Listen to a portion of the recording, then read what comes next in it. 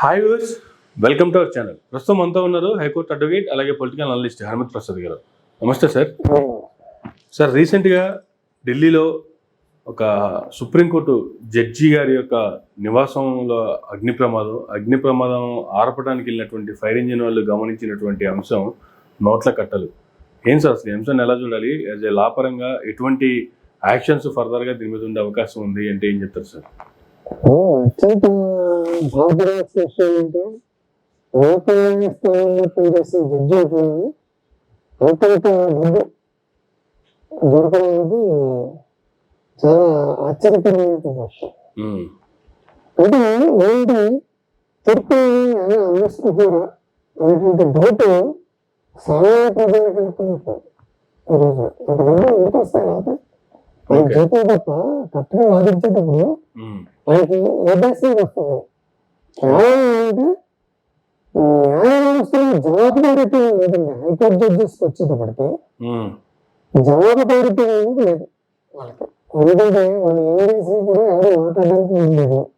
వాళ్ళు చట్టపరమైనటువంటి చర్యలు కూడా తీసుకున్నట్టు కూడా లేదు. ఎందుకంటే వాళ్ళకి రాజ్యాంగ రక్షణ ఉంది. ఈ కేసు వాళ్ళు ఒకవేళ ఏదైనా కారణాలు ఇచ్చి తీసేయాలనుకుంటే పార్లమెంట్ మీరంటే మెజార్టీ ఉండదు. మీరంటే మెజార్టీ అయితే తీర్మానం చేస్తారే తప్ప చేయలేదు. ఇది మనకి బాగా కలిసొచ్చినటువంటి అడ్వాంటేజ్. ఈ అడ్వాంటేజ్ కారణంగా ఏదైతే హైకోర్టులో ప్రధానంగా హైకోర్టులో లోయర్ కోర్టుకు వచ్చేటప్పుడు జిల్లా కోర్టులకు వచ్చేటప్పటికి సుప్రీంకోర్టు నుంచి కానీ హైకోర్టు నుంచి కానీ చర్యలు సస్పెండ్ చేస్తారేమో, ఇక్కడ జరిగితే సర్వీస్ నుంచి డిస్మిస్ చేసేటువంటి అవకాశాలు ఉంటాయేమో భయం కాస్త వస్తుంది. బట్ ఇక్కడ ఏంటంటే హైకోర్టుకు వచ్చేటప్పుడు జవాబుదారీ లేకపోవడం. నేను చాలా రకాలుగా తీర్పుదాన్ని చూస్తుంటాం. ఆ కోర్టు రకాలు ఎక్కడ ఏ కేసు బెయిల్ ఎవరిస్తారో తెలియదు. బెయిల్ టైంలోనే ట్రై చేశారు, ఎన్ని టైం చేశారు. కొన్ని కేసుల్లో అయితే లోయర్ కోర్టు ఇచ్చారు, రిపోర్ట్ హైకోర్టులో డేట్గా బెయిల్ ఇచ్చేస్తూ ఉంటారు. ఇలాంటి సందర్భంలో న్యాయస్థానాలు వ్యవహరించే తీరు ప్రజలు కొంచెం ఆక్షేపణ చేస్తారు. దీన్ని కొంచెం చాలా జాగ్రత్తగా చూసుకోవాలి. ఎందుకంటే ఏ రకమైనటువంటి లేదు. హైకోర్టు జడ్జిని కూడా లోక్పాల్లోకి తీసుకురావాలని ఒక మాట అంటే హైకోర్టు జడ్జిని లోక్పాల్లోకి తీసుకుంటారా లేదన్నారు. కానీ హైకోర్టు జడ్జిని ఏమైనా రోల్ చేశారని తెలిసి వాళ్ళకి ఏం చేయని పరిస్థితి. కేసు పోవాలంటే ఇప్పుడు ఏమంటే లాయర్ చెప్తూ ఉంటారు, ఈ లాయర్ గారు సరిగ్గా చేయలేమంటారు. ఈ లాయర్ గారు జడ్జి గారితో మాట్లాడుకుని ఏం చేసినా కూడా ఏం చేయని పరిస్థితి ఉంది. ఇప్పుడు అదే కాకుండా కదా ఇప్పుడు డబ్బులు జడ్జి గారి గారు కళకు వచ్చాయి. అన్ని కోర్టులు, అన్ని వందల కోర్టులు డబ్బులు ప్రత్యేకంగా వచ్చే వీడియో కూడా ఉంది. ఈ పార్టీ డేట్ గా పెట్టుకుంటారు. సో సొంత వారు ఏ డేట్ గా పెట్టుకుని చేసుకుంటారు. ఇంకా చేసిన ఇప్పుడు సుప్రీంకోర్టు ఏ విధంగా సస్పెండ్ చేసేదాన్ని సుప్రీంకోర్టు రైట్ లేదు.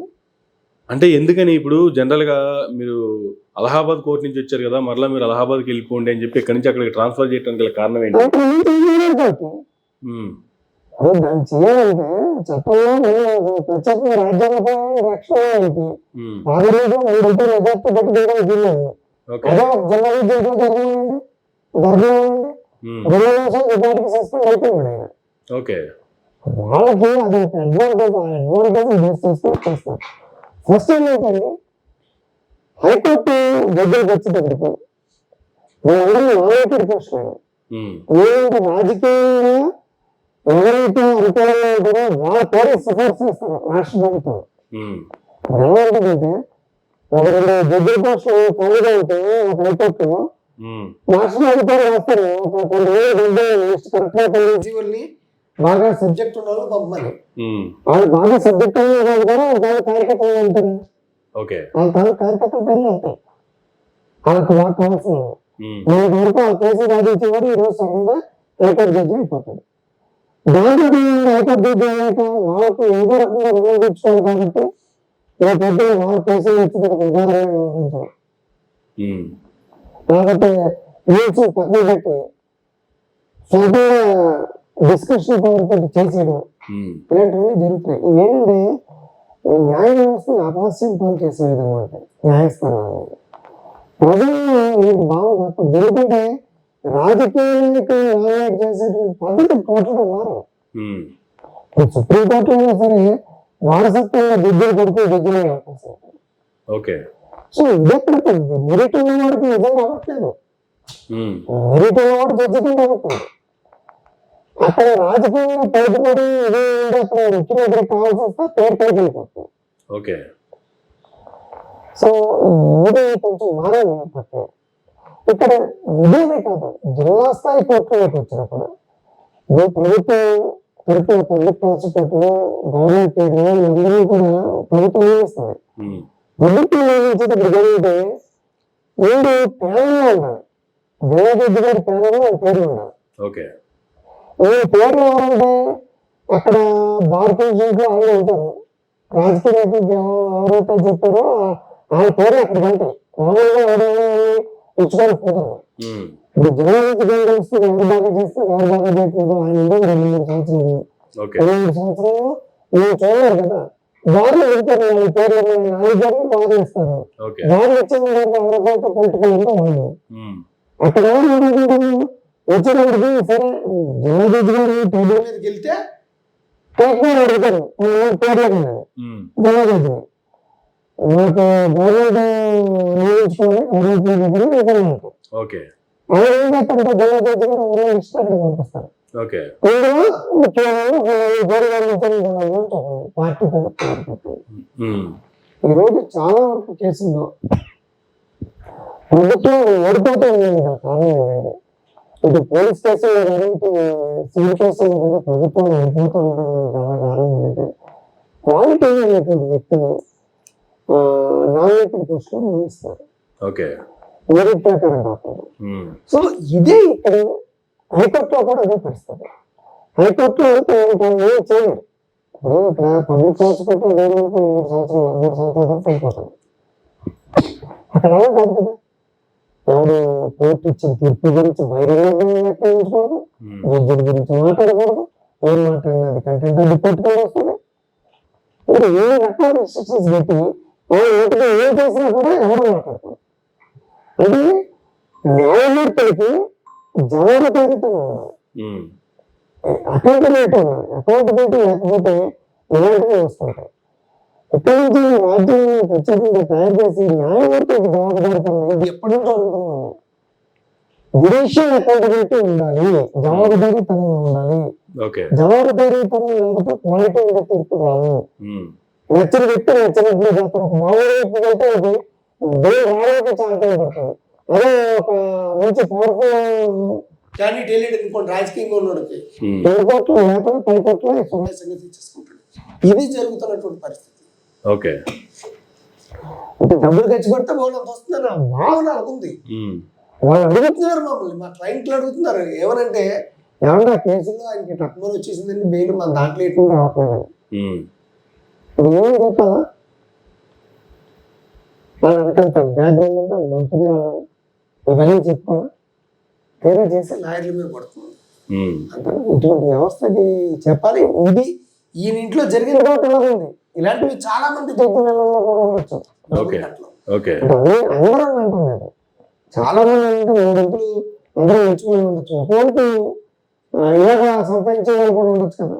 ఈ ఫీల్డ్ ఆ ఫీల్డ్ లేదు, అన్ని రకాల ఫీల్డ్ ఉన్నాయి.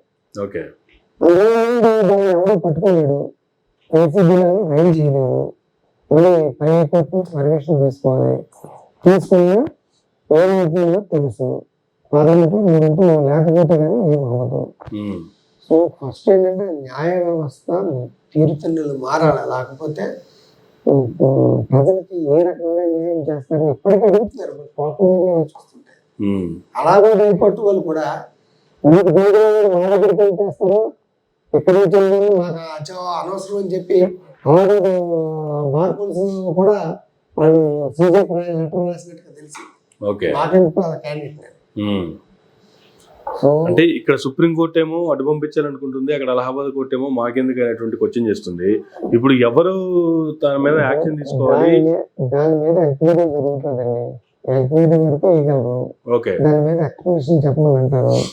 లేదంటే ప్రభుత్వం ఏంటంటే ప్రభుత్వం ఇనిషియేట్ తీసుకుని ఇది పెట్టాలి, ఇలాంటి అవినీతి పనులు రెడ్డిగా దొరికేటంటే అసలు ఇంప్లిమెంట్ చేయాలని. ఇంప్లిమెంట్ చేయాలంటే ప్రభుత్వం ఏంటంటే దొరకచ్చు, దొరికే ఎవరు అవినీతి సమర్థించారు కదా. బహుశా ఆయన వాదన ఏంటంటే అసలు నాకు తెలియదు ఇవన్నీ అసలు మా ఇంట్లో రావడం ఏంటి అని సాయం అంటాడు. నాకు మొత్తం ఒక లెక్క ప్రకారం ఏంటంటే బ్లాక్ మెయిల్ లేదు, నా మీద ఎవరో కుట్ర చేసి చేస్తాడు భావన మాడతాడు. ఎవరైనా అదే మాట్లాడతాడు.